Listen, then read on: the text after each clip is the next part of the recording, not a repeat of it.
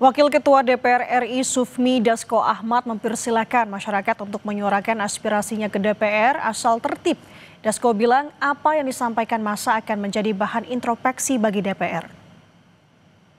Ya, pada dasarnya kan kita menghormati hak untuk berserikat, berkumpul dan menyatakan pendapat, dan tentunya menyuarakan aspirasi kepada DPR RI kita akan terima dengan baik dan kita akan lakukan juga introspeksi ke dalam. Namun kami himbau kepada para yang masyarakat maupun adik-adik yang menunjukkan aspirasi ke DPR agar tertib dan melalui aturan yang berlaku. Tunjangan rumah bernilai fantastis 50 juta rupiah untuk anggota DPR menjadi polemik di tengah hidup masyarakat kecil yang kian sesak dan terdesak. Inilah beberapa tunjangan yang diterima para wakil rakyat. Ada tunjangan jabatan yang besarannya variatif, antara ketua, wakil ketua sampai anggota DPR, mulai 9 juta hingga 19 juta rupiah. Ada juga tunjangan PPH senilai Rp2.699.000 yang dibebankan ke kas negara. Padahal para pekerja biasa dikenakan PPH sebesar 15 hingga 35%, tergantung besaran penghasilan per tahun.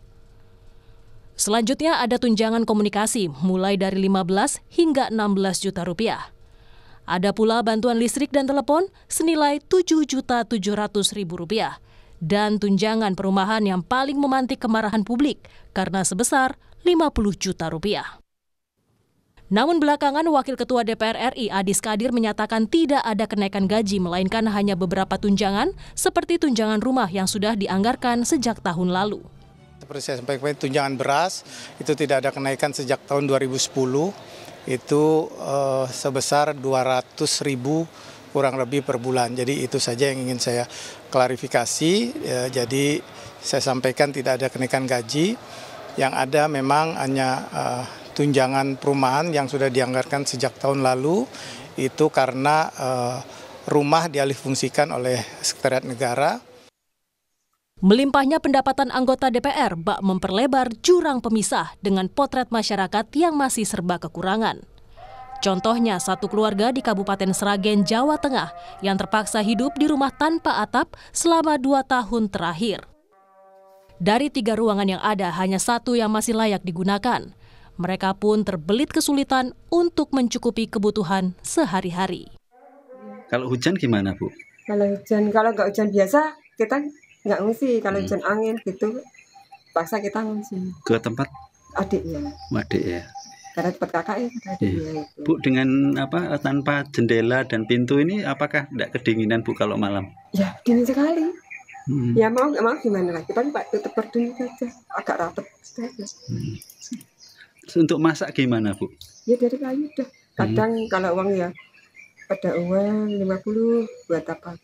Ya udah masak. Kadang kita mau masak, ya udah masak gitu. Apa adanya. Kebijakan tunjangan perumahan sebesar Rp50 juta bagi anggota Dewan memantik emosi publik berujung aksi unjuk rasa. Ya, saya berharap 2 ya. Pertama, tentu mereka segera mengubah ketentuan kenaikan tunjangan itu. Ya kan, supaya masyarakat kita merasa bahwa mereka yang berada di gedung DPR itu adalah memang wakil mereka, bukan orang asing. Segeralah mereka mengubah perilaku. Tadi ada 3 yang saya sebutkan itu ya, gaya hidup, ya, soal kesenjangan dan perilaku, dan yang ketiga adalah soal visi politik ataupun pandangan politik mereka gitu. Kemewahan yang didapat anggota DPR dinilai tak berempati dengan kesulitan ekonomi masyarakat, salah satunya badai pemutusan hubungan kerja. Masyarakat juga mempertanyakan semangat efisiensi yang digaungkan pemerintah. Tim Liputan, Kompas TV.